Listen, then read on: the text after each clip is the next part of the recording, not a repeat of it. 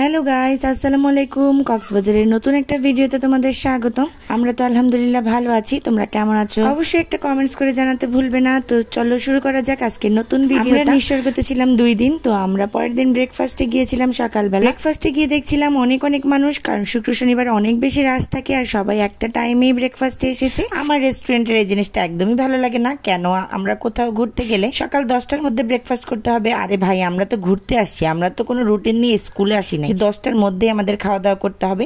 তো আমরা যেহেতু একটু লেট গিয়েছিলাম, গিয়ে দেখছি সব খাবারই মোটামুটি শেষ। রেস্টুরেন্টের মালিকদের দৃষ্টি আকর্ষণ করে বলছি, অবশ্যই আপনার ব্রেকফাস্টের টাইমটা আরেক ঘন্টা বাড়িয়ে 11টা পর্যন্ত করে দিবেন, কারণ আমাদের মতো অনেক লেট লতিফা আছে যারা দেরি করে এসে ব্রেকফাস্টের অনেক কিছুই পায় নাই। তো আমাকে তো আমার আঙ্কেল ব্রেকফাস্ট নিয়ে দিচ্ছিল আর আমি একটু ভিডিও নিচ্ছিলাম। আর আঙ্কেল এতগুলো খাবার দিয়েছে যে খেয়ে শেষ করতে পারছিলাম না। তো আমরা একটা প্লেট দুইজন শেয়ার করছিলাম। এদিকে আমার সব কাজিনরা বসে বসে খাওয়া দাওয়া করছে। ওরা একটু আগে গিয়েছে, তাই ওরা আগে ভালো ব্রেকফাস্ট পেয়েছে, আর আমরা শেষে গিয়েছি তাই তেমন কিছুই পাইনি। দুঃখের বিষয় কি, আমি সকালবেলা ব্রেকফাস্টে চাই খেতে পারিনি, কারণ ওদের চা শেষ হয়ে গিয়েছিল। ওরা দ্বিতীয়বার আর চা রিফিল করবে না, তাই আর কি আমি চাই খেতে পারিনি। আমার তেমনি মুড অফ হয়ে গেছে, কারণ চা ছাড়া আমার সকাল শুরুই হয় না। তারপরেও আঙ্কেল যে খাবার এনেছিল, আমরা 2 ভাই বোন বসে বসে এগুলো খাচ্ছিলাম, কারণ শেষ তো করতে হবে। খাবার নষ্ট করা আমাদের একদমই পছন্দ না।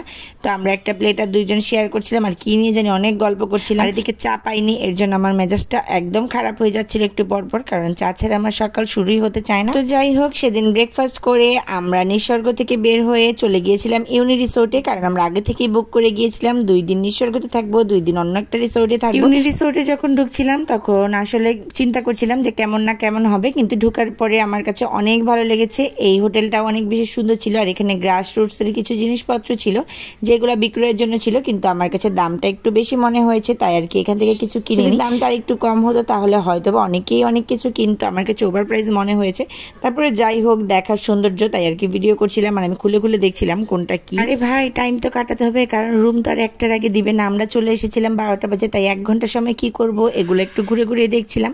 এদিকে আমাদের রিসেপশনে বসিয়ে রেখে আমাদের জন্য ওয়েলকাম ড্রিঙ্কস নিয়ে এসেছিল। এটা ছিল ওয়াটারমেলন জুস। ওয়াটারমেলন জুসটা অনেক বেশি ফ্রেশ ছিল, আমার কাছে অনেক ভালো লেগেছে এই ওয়াটারমেলন জুস। যাই হোক, আমাদের তো আর 1 ঘন্টার সময় কাটছে না, কারণ কখন আমাদের রুম দিবে। আমরা রুমে এন্ট্রি নিব, তারপরে আমরা চলে যাব বিচে, কারণ এই পর্যন্ত আমরা এখনো বিচে যেতে পারছি না। সকাল থেকে দুপুর 1টা হয়ে গিয়েছে। আমরা এখানে বসে বসে ভাই বোনরা মিলে আড্ডা দিচ্ছিলাম আর একটু খেলাম। অবশেষে 1টা বাজে আমাদের রুম দিয়ে দিল ক্লিন করে। আর এই তো এটা ছিল আমার রুম। আমরা মোট 6টা রুম নিয়েছিলাম, এর মধ্যে এটা ছিল আমার রুম, আর এটা ছিল 3 পার্সনের একটা রুম। এটা একটা কানেক্টিং রুম টাইপের, একটা বড় বেড থাকবে কিং সাইজের, আর একটা ছোট বেড থাকবে। আর এই পাশে ওয়াশরুমে অ্যাক্সেসরিজ দেওয়া ছিল, যা প্রয়োজন ছিল সবকিছুই দিয়েছিল। আর সবচেয়ে মজার ব্যাপার হচ্ছে ওদের ওয়াশরুমে একটা হেয়ার ড্রায়ার ছিল, যাতে আমি অনেক খুশি হয়ে গিয়েছি। আমার কাছে হোটেলটা যথেষ্ট নিট এন্ড ক্লিন মনে হয়েছে। ওদের একটা লকার সিস্টেমও ছিল, আর এই পাশে একটা কফি কর্নার ছিল। অনেকগুলো বাস্কেট ভর্তি চিপস চকলেট দেওয়া ছিল, যা আপনাকে বিল পে করে খেতে হবে, আর কফিটা সম্পূর্ণ ফ্রি ছিল। একটা মিনি ফ্রিজ ভর্তি জুসও ছিল। তো যাই হোক, আজকের ভিডিওটা তাহলে এখানে শেষ করছি। ভিডিওটা ভালো লেগে থাকলে অবশ্যই একটা লাইক, ফলো, শেয়ার করতে ভুলবেন না। সবাই ভালো থাকবেন। আল্লাহ হাফেজ।